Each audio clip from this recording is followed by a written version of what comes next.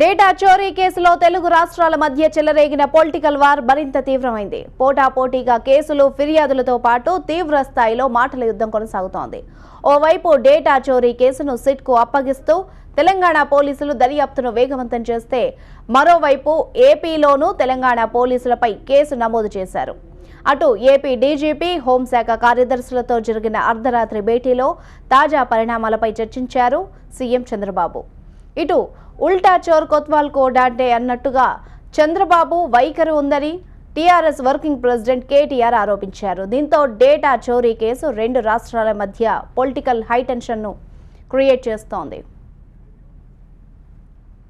హైదరాబాద్లో నమోదైన డేటా చోరీ కేసు సిట్కు అప్పగించింది తెలంగాణ సర్కార్. స్టీఫెన్ రవీంద్ర సారథ్యంలోని సిట్ బృందం ఇవాళ్టి నుంచి దర్యాప్తును ప్రారంభించనుంది. దీంతో డీజీపీ ఆఫీసులో స్టీఫెన్ రవీంద్ర సారథ్యంలో సిట్ సభ్యులు భేటీ అయ్యారు. డేటా చోరీ కేసుకు సంబంధించి ఇప్పటి వరకు ఉన్న రికార్డులను, ఆధారాలను సిట్కు, అలాగే అమెజాన్, గూగుల్ సంస్థలు కేసుకు సంబంధించి సిట్కు వివరణ ఇవ్వనున్నాయి. దీంతో పాటు మరోసారి ఐటీ గ్రిడ్ ఉద్యోగులను సిట్ బృందం విచారించనుంది. ఎఫ్ఎస్ఎల్ రిపోర్టు ఆధారంగా విచారణ చేయనున్నారు.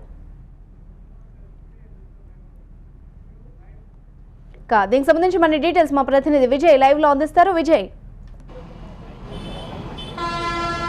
డీజీపీ ఆఫీస్ కేంద్రంగా ఈ రోజు నుంచి ఏపీ ప్రభుత్వానికి సంబంధించినటువంటి లబ్ధిదారులు ఎవరైతే ఉన్నారో, ఏపీ ప్రజలకు సంబంధించినటువంటి డేటాని ఐటీ గ్రిడ్ అనే సంస్థ ఏ రకంగా చోరీ చేసింది, అది టీడీపీ సేవామిత్ర యాప్కి ఏ రకంగా వచ్చింది, ఆధార్ కార్డుల డౌన్లోడ్ కావచ్చు, లేదంటే ఎలక్ట్రోన్లకు సంబంధించినటువంటి కలర్ ఫోటోలతో ఉన్నటువంటి కార్డ్స్ కావచ్చు, ఇవన్నీ కూడా ఏ రకంగా వచ్చాయన్న దానిపైన ఈ రోజు నుంచి ఒక డీటెయిల్ ఎంక్వైరీ సిట్ ప్రారంభించింది. ఐజీ స్టీఫెన్ రవీంద్ర కొద్దిసేపటి క్రితమే డీజీపీ కార్యాలయానికి చేరుకున్నారు. ఆయనతో పాటుగా ఈ సిట్ సభ్యులు బృందుగా ఉన్నటువంటి చాలామంది పోలీస్ ఆఫీసర్లు సైతం ప్రస్తుతం చేరుకున్నారు. ప్రధానంగా ఈరోజు జరుగుతున్న ఇన్వెస్టిగేషన్లో సైబరాబాద్ పోలీసులు నిన్నటి వరకు ఏవైతే సాక్ష్యాలు దొరికాయో, లోకేశ్వర్ రెడ్డి ఫిర్యాదు కావచ్చు, లేదంటే ఐటీ గ్రిడ్ కంపెనీలో పనిచేస్తున్నటువంటి 4 వ్యక్తుల డీటెయిల్స్ కావచ్చు, వీటన్నింటినీ కూడా మరోసారి సిట్ అధికారులకు అప్పచెప్పిన తర్వాత సిట్ అధికారులు మరోసారి లోకేశ్వర్ రెడ్డి స్టేట్మెంట్ రికార్డ్ చేయడం, 4 ఉద్యోగులను పిలిపించి విచారించడంతో పాటుగా ఇప్పటికే ఐటీ గ్రిడ్ ఎండీ ఆయన ఎవరైతే అశోక్ ఉన్నాడో అతనికి సంబంధించినటువంటి చాలా కంప్యూటర్లు కావచ్చు, హార్డ్ డిస్క్లు, సర్వర్లు ఇవన్నీ మిస్ అయ్యాయి. కాబట్టి వాటికి సంబంధించినటువంటి డేటా రిట్రీవ్ కోసం ఇప్పటికే అమెజాన్, గూగుల్ కూడా నోటీసులు ఇచ్చారు. వాళ్ళు కూడా ఈరోజు విచారణకు హాజరు కావాల్సి ఉంది. ప్రస్తుతానికైతే ఇంకా ఈ కేసుకు సంబంధించిన ఇన్వెస్టిగేషన్లో దాదాపుగా సిట్ బృందం అంతా కూడా 9 మంది సభ్యులతో కూడినటువంటి సిట్ బృందం ఈరోజు అన్ని అంశాలపైన కూడా క్షుణ్ణంగా విచారించే అవకాశం కనిపిస్తుంది. ఎఫ్ఎస్ఎల్ రిపోర్ట్, ఎందుకంటే అక్కడ ఐటీ గ్రిడ్ కార్యాలయంలో దొరికినటువంటి ప్రతి డేటాకు సంబంధించి కూడా ఎఫ్ఎస్ఎల్ రిపోర్ట్, అంటే ఎవరైనా దానికి సంబంధించినటువంటి డేటాను తీసుకెళ్లారా, అశోక్ డాకా తాను వెళ్ళేటప్పుడు 3 సర్వర్లతో పాటుగా 2 హార్డ్ డిస్క్లని, దాదాపు కొన్ని ఐప్యాడ్లను కూడా తీసుకెళ్ళినట్టుగా తెలుస్తుంది. కాబట్టి దాంట్లో ఉన్నటువంటి డేటా కూడా అంతా ఏంటి, ఇప్పటికే అశోక్కి చాలా వరకు సైబరాబాద్ పోలీసులు నోటీసులు సర్వ్ చేసినప్పుడు కూడా వాళ్ళు రాలేదు. ఈ వివాదం అంతా కూడా అటు రెండు రాష్ట్రాల పోలీసుల మధ్య వివాదంగా మారింది. కాబట్టి సిటీ ఇన్వెస్టిగేషన్ సంబంధించినటువంటి దర్యాప్తు చాలా కీలకంగా సాగే అవకాశం కనిపిస్తుంది. ఇప్పటికే ఆంధ్రప్రదేశ్ ప్రభుత్వం, ఆంధ్రప్రదేశ్ మంత్రులంతా కూడా నిన్న తెలంగాణ పోలీసులపైన ఫిర్యాదు చేసిన నేపథ్యంలో అక్కడ తొల్లూరు పోలీస్ స్టేషన్లో కేసు కూడా నమోదైన నేపథ్యంలో ఇప్పుడు జరుగుతున్న ఇన్వెస్టిగేషన్ అయితే ఉందో అది చాలా ప్రాపర్ వేలో జరగాలి, క్షుణ్ణంగా జరగాలి.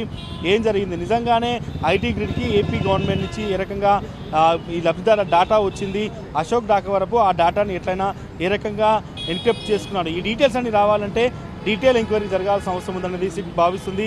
ఇప్పటివరకు జరిగిన ఇన్వెస్టిగేషన్లో లభించిన సాక్ష్యాలు కావచ్చు, తిరిగి అమెజాన్, గూగుల్ సంస్థలకు సేవ్ చేసుకున్నటువంటి ఐటీ గ్రిడ్ డేటా కావచ్చు, ఇవన్నింటినీ కూడా పూర్తి స్థాయిలో సేకరించిన తర్వాత ఇన్వెస్టిగేషన్ ముందుకు వెళ్లే అవకాశం కనిపిస్తుంది. నిన్న హైదరాబాద్ పోలీస్ కమిషనర్ ఎక్స్ప్లెయిన్ చేసినట్టుగా ఒక చార్ట్ ఆధారంగా ఏ రకంగా అటు ఐటీ గ్రిడ్ నుంచి కింది స్థాయి వరకు ఏ రకంగా వెళ్ళింది, ఆధార్ కార్డుల డౌన్లోడ్ కావచ్చు, లేదంటే ఎలక్షన్ కమిషన్ సంబంధించినటువంటి ఈ ఓటర్ల లిస్టు కలర్ ప్రింట్తో కూడినటువంటి ఈ ఎలక్షన్ సంబంధించినటువంటి ఎలక్షన్ కమిషన్ నుంచి తీసుకున్నటువంటి కలర్ ప్రింట్స్ కావచ్చు, ఇవన్నీ కూడా ఏ రకంగా వచ్చాయి, వీళ్ళకి ఎవరు ఇచ్చారన్న కోణంలో సిట్ దర్యాప్తు కొనసాగే అవకాశం కనిపిస్తుంది. ఐజీ స్టీఫెన్ రవీంద్ర నేతృత్వంలో కొద్దిసేపు క్రితమే సిట్ సభ్యుల బృందం అంతా కూడా ఇక్కడ భేటీ అయ్యారు. మరికొద్దిసేపట్లోనే ఎంటైర్ డేటా అనాలిసిస్, డేటాకు సంబంధించినటువంటి పూర్తి స్థాయి ఇన్వెస్టిగేషన్ తర్వాత సిట్ తన దర్యాప్తును ప్రారంభించే అవకాశం అయితే కనిపిస్తుంది. ఎఫ్ఎస్ఎల్ రిపోర్ట్లు, అక్కడ ఐటీ గ్రిడ్ కార్యాలయంలో దొరికినటువంటి ల్యాప్టాప్లు, హార్డ్ డిస్కులు వీటన్నింటి ఆధారంగా సిట్ దర్యాప్తు ఈరోజు కొనసాగే అవకాశం అయితే కనిపిస్తుంది. 9 సభ్యులు ఉన్నారు ఈ సిట్ బృందంలో.